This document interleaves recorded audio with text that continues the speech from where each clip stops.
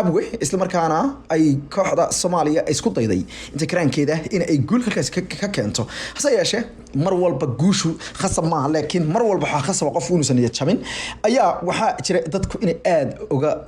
falceliyeen inta badan warbaahinta Soomaalida qaarkood ayaa waxa ay aad ugu mashquuleen inay sheegaan dhalinyarada Soomaaliyeed ee qurbaha ka timid taasoo runtii aan macno weyn sameynaynin maadaama dadka Soomaaliyeed afarta garjaab ay kala jiraan wax macna ma sameynayso runtii inta lagu mashquulo waana dhalinyaro Soomaali ah oo wadaniyiin isla markaana waxay sameeyeen wixii karaankooda inkasta oo ciyaartu qaybtii hore ay ku dhamaatay eber laakiin qaybtii labaad ayay ahayd marka ay bilaabatay markaasi weerarka iyo weerarceliska dalka gurigooda la joogay daqiiqadii 77aad ayay markaasi dhaliyeen goolkii guusha inkasta markaasi heel weyn iyo waliba xirfad gool ah uu dhaliyay Umar Maxamed oo isagu markaasi ciyaarta daqiiqadii 85aad markaasi inaga bareeyay laakiin daqiiqadii markaasi 86aad iyo tii markaasi 9aad ayaa moodaa in ay haayeen daqiiqadii inugu yar ciiray hase yeeshee waxa ku farxana waxa weeye halka la soo gaaray inay tahay meel aad iyo aad wanaagsan waxaan kala rabaa daawasha qiimaha leh in aan xuso dad badan waxa ay runtii mar walba dhaleelaan dadka qurba joogta waa dadka Soomaaliya jooga qaarkood ama wadanka gudihiisa jooga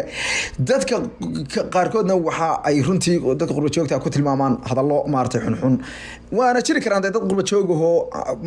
yaani khaladaad ka dhaco laakiin marka la eego qurba joog noqo ama dal joog noqo horta dadku waa wada Soomaali qof walbana hab dhaqanka gurigiisa uu kala yimid iyo sida asaga lagu soo abaabiyay buu meesha jooga la jooga Soomaaliyana dad xun waa joogan qurbahana dad xun way joogan laakiin arrinta muhiimka waa maxay dalkana waa la wada leeyahay waxaan kaloo tusaalayaal idinku sheegay laba dal oo kamida waliba dalkan adduunka wadnaha u galay carabta wadnaha u galay dalka Israa'iil yiraahdo qurba joog baa dhistay dadka Israa'iil kelmadda diaspora la yiraahdo kelmadda diaspora la yiraahdo waxay ku soo baxday dadka Yahuudda ah ee jasiiradda carabta laga saaray ee adduunka u kala gooshay baa diaspora kelmadda ayaga loo sameeyay oo Greek ayaa u sameeyay fiiri marka hadeertana dalka Israa'iil yiraahdo ayaga sameeyay horumarkay gaarsiiyeen waad aragtay nuclear bay sameysteen carab oo dhan bay qabsadeen ayaga oo 1948 baa la abuuray dalkaasi oo lagu dhawaaqay oo Ingiriis iyo Yurub intay iska soo ururiyeen qurba joogtaas halka ku sameeyeen bay abuureen 1967 carab ay 6 maalmood ku qabsadeen dalalkoodii intii badneed dalka Liberia la yiraahdo waxa abuuray dadkii qurba joogta waliba dadkaas علم ملحين ليبيريا أبوري وحيا هاي عندك الأدون صدي مذوق أها مركزي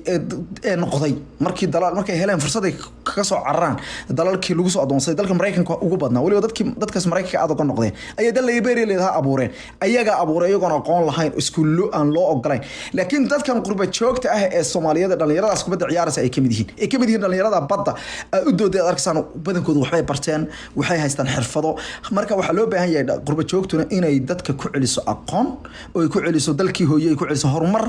inaguna aynu wixii wanaagsan ee markaasi aynu ka qaadano is markaana aysan jirin cunfi qurba joog iyo aan la bilaabin iyo dal joog arrintaas salahan dadka qaarkood waxay ka hadlaan madaxda Soomaaliya soo martay qurba joog way u badan yihiin uma badnayn